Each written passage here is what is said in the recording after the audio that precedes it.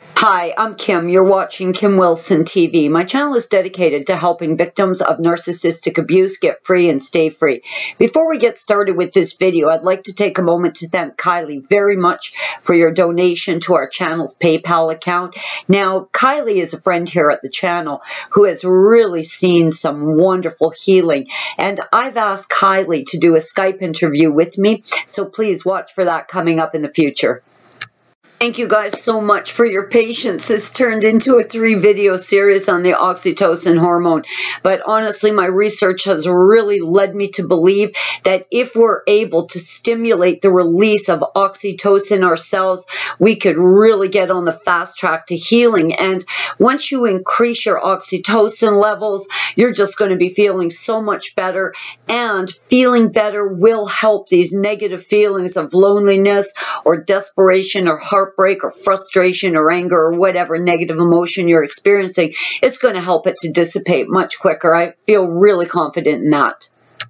Now, in the last video, I mentioned the scientist, Dr. Paul Zak. He is the world's leading researcher on oxytocin and its impact on human connection, bonding, love, empathy, and morality. Recently, I was reading an article he has written, and let me tell you, he has identified a particular group of people who do not release this hormone. Now, as a result of this hormone not being released, these people have an inability to love. They lack empathy and compassion. In fact, they're completely void integrity and morality and basic humanity. Anyone want to guess who this group of idiots is? Yes. Psychopaths, narcissists, the antisocials, the cluster Bs. Inability for a specific identifiable group to be able to produce the oxytocin hormone and having broken receptors makes sense. It absolutely makes sense. And it does clearly, in my mind, certainly explain their inability to love and bond and feel empathy and compassion and to display signs of basic morality. I mean, it explains all that. But narcissism, at least what I saw, what I personally experienced, was way bigger than that. You know, the concept of morality is really society's gauge on what is right and wrong. But that's not really how I would define a narcissist behavior. It seems much more methodical, much more calculated, much more planned out. And then we've got the issue of that hive mind and them all behaving the same, all of them working out the same playbook the world over. It just didn't explain it enough for me. Now, Dr. Paul Zak's research certainly opened my eyes. It gave me one more piece of the puzzle, but it didn't really explain what I'd seen. I'm going to be straight up about this, guys. I've said it many times. Yes, I saw a lack of empathy, certainly a lack of love. I saw all of that, but I saw something more than that. I truly saw what I believe to be absolute evil, calculated, methodical evil. And I do believe that what I saw appeared to be demonic possession. So I started looking into this and I started researching who is most likely to become demonically possessed. What type of person is most susceptible to demonic possession? Now, I feel like it's this point in the video where I have to mention a man whose work I've been following based on what I believe I saw in Trevor, and that was absolutely demonic possession.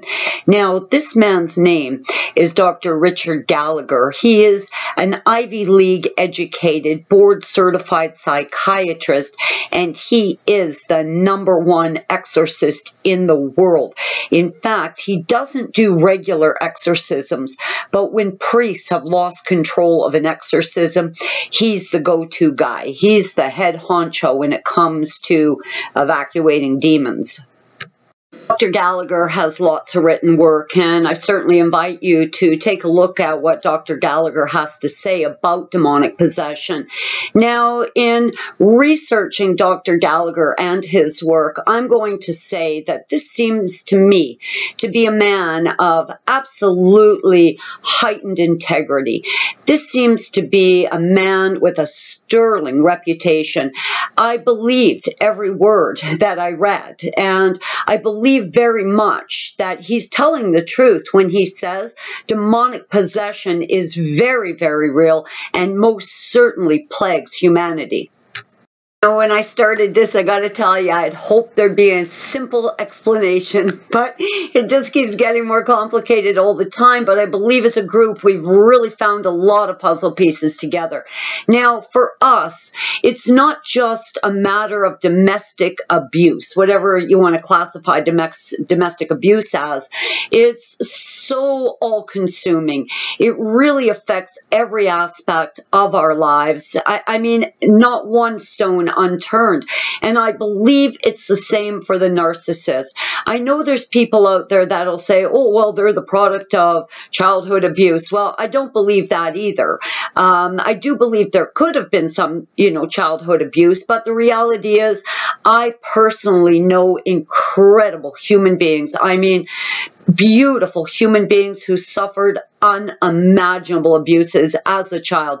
It didn't cause them to become evil or narcissistic. In fact, it had the extreme opposite effect on them, and they really became their brother's keeper and really wanted to be the best they could be despite the abuse. So I never bought that story. It felt kind of lame to me. And then we've got stories of mental illness, and we've got stories of this and that. And there's all these reasons and excuses, but I do believe that in the same way we're affected by so many aspects of the narcissistic abuse. I think that there is a lot of aspects when it comes to creating one of the cluster Bs.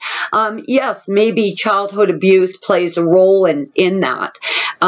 This broken receptor, this inability for one of the cluster Bs to produce this hormone that connects people, creates an ability to love. Yes, all of that makes sense.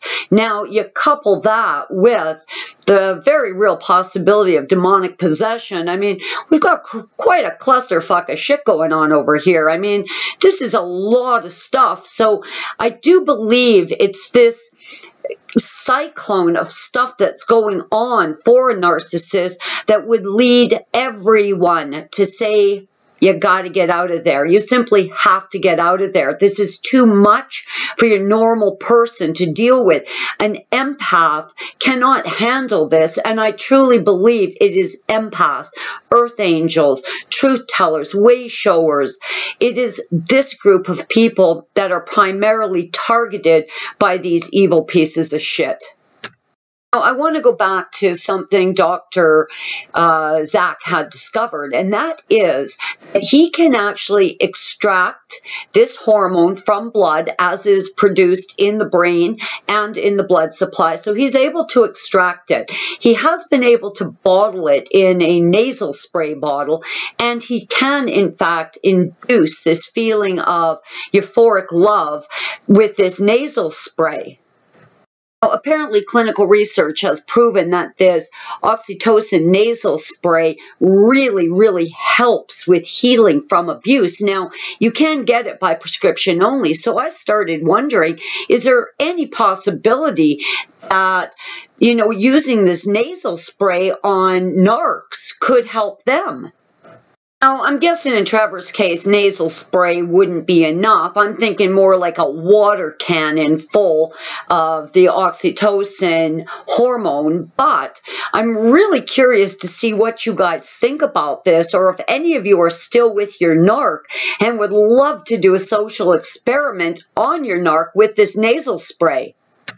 Now, since demonic possession is most commonly seen amongst people void morality, I'm just wondering if the narcs were put on this nasal spray, or if you could talk your narc into going on the nasal spray, if you could increase their oxytocin levels and then see where you're at. I'm thinking an exorcism after that as follow-up treatment might be effective. Of course, it's way too late for Trevor and I because thoughts of the pig make me puke, but it may not be too late to at least try something like this. I'm Kim, you're watching Kim Wilson TV. I hope you guys are having a great narc-free day.